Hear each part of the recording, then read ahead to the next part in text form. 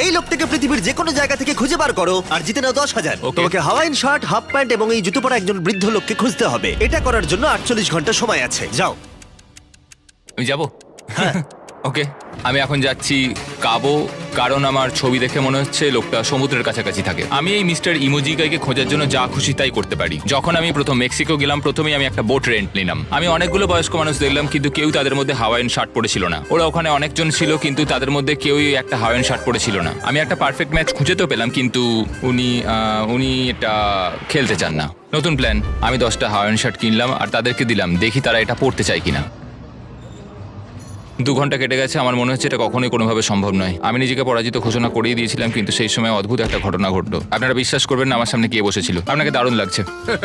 আমি mister বিস্টকে call করছি। হেই, congratulation, তুমি এই মাত্র জিতে নিলে 10,000 কি ডলার। মানে? আরে সত্যি? আমরা কি হেলিকপ্টারে যাবো?